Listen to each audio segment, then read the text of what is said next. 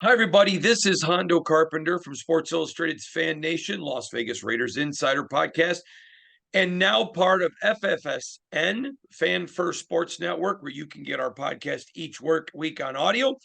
Joined by my good friend, colleague from the Spun.com, the editor and publisher, the great Matt Hladik. Matt, how are you, bud? Doing awesome, Hondo. Just counting down the days to the draft.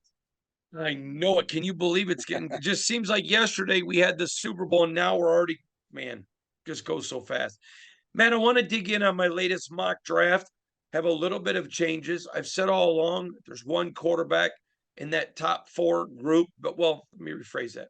There's one quarterback in what people think is a top four that I know the Raiders really like. I know that they won't go um, very high to get them. They cost too much money. But there's a little bit of change in this week's mock draft. At number 7, I have the Raiders taking Devin Weatherspoon, defensive back, Illinois, because that quarterback that they really like is off the board. A couple guys they like off the board. And then my mock drafts, we're not doing trades. We will next week. Not doing trades this week. And they end up taking Devin Weatherspoon. Your thought on that? Witherspoon really blew up last year coming out of Illinois in the Big Ten. Not a program that's had a tremendous amount of success recently, but it's on a little bit of the rise, and he's has a lot of the physical traits that you're looking for an NFL cornerback. Now, for me personally, I know we touched on this guy. I think maybe 2 weeks ago he was your pick. I would prefer. This is just me. I would prefer Christian Gonzalez there if I'm taking a cornerback, but Gonzalez and Witherspoon are going to be the first two corners off the board, it seems like, barring a surprise, unless someone really goes up for like an Emmanuel Forbes or someone like that. So it's really going to come down to what you prefer if you're a team, what you're looking for schematically, and how you project the players. I agree with you. And I'm going to tell you, I prefer Gonzalez as well. Then when you get to the Raiders' second round pick at 38, again, this is a guy that I've had pretty solid going to the Raiders. Cody Mauch. This is just a North Dakota State. This guy is a grinder. He is absolutely. I was told by one scout, he gets his hands on you, it's over. He does a great job of keeping his hands tight so he doesn't get the holding calls. But he's just a mauler. Again, love this guy. Doesn't he look like a quintessential Raider? The hair, the teeth, he just looks like a tough guy. Cody Mauch, your thoughts? Looks like he'd fit in on that line next to Otto and Art Shell and all those guys back in the 70s.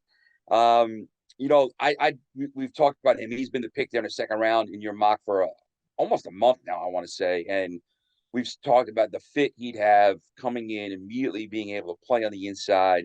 He offers that sort of that physicality, that toughness, that dependability that you're looking for an early round offensive lineman. The Raiders have to solidify their offensive line. The one position that is obviously done and settled with is left tackle Colton Miller, and everything else. They have some guys obviously they like, um, but they're looking for add more linemen, and Mauch would certainly be a great fit and would be really good value, I think, at 38 overall. Now, the next guy, I have them going out to South Dakota State and picking up a tight end. Tucker is a guy that, man, he just does so many things right now. I know they signed two tight ends, but remember in their draft philosophy, it's going to be best player available. So I have him grabbing Tucker from South Dakota State here in getting him again. This is in the third round, 70th pick. Your thought on grabbing Tucker there? You mentioned the Raiders. They got rid of a tight end this offseason. Well, actually lost two. They lost Waller with the trade and Foster Morrow. So they've replaced them with two tight ends. But again, you got a Josh McDaniels who's coming from a New England system that utilized tight ends heavily. Obviously, with Gronkowski and Aaron Hernandez before he went off the rails, that was their big thing. Those two tight ends and the matchup problems they were able to create. Even with just Gronkowski and some of his other backup supporting castmates, they liked using that second tight end. I think that the tight end in the modern NFL can create matchup problems. So I think if you go for a tight end here, assuming guys like, Dalton Kincaid is going to be off the board from Utah, Michael Mayer, probably Laporta from Iowa, a couple of other guys, then you get to like Tucker, like you said, from South Dakota State. So he would fit in there that range if that's a position that the Raiders are looking for. Next, we get to the Raiders pick And I find this one very, very fascinating to me. It's a third round, 100th pick. It's a pick they got for Darren Waller. And again, we've been pretty consistent with this. Henry 202. Now, listen, I've heard his last name pronounced so many different ways. It's like me. People have called me Hondo, Hondu, Hyundai, everything. So, however, his name is technically uh, called, it's Henry 202, Alabama grinder. A guy just keeps getting better. This is a guy you select. He plays for 10 years. Your thoughts on him? He just made plays for Alabama, and he's not like overly like the.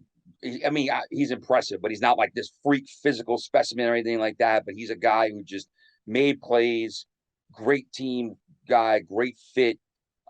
When you are going for mid-round picks, their third, fourth, the meat of your team, I think you a lot of times you look for guys who were premier recruits or have that premier kind of pedigree, which he had as a five-star recruit. He had the sort of he had the production to match it at Alabama. I think he's a kid who I'm assuming you're projecting he wouldn't play inside with the Raiders, or Oh, you he'd have be him outside. you have him outside. Okay, so he's a guy who could run and chase. Not sure about his coverage ability as an outside guy, but he'll chase down ball carriers. He'll make a lot of plays. He'll have his tackle numbers up. So I think he'd be a very good fit there. Lastly, in the fourth round, 109, I've been here now a couple weeks. Tanner McKee.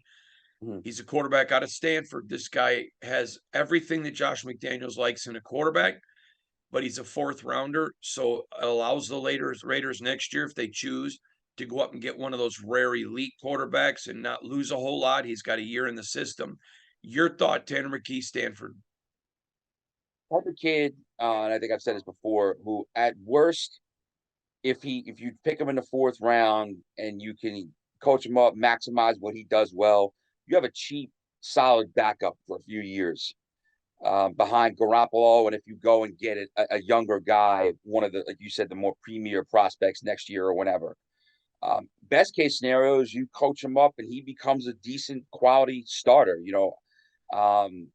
I think he could be like a poor man's Mac Jones. He's Yes. a pocket guy, but he could have some of that functional movement and rolling out or play action that Josh McDaniels loves. So obviously a bright guy coming from Stanford.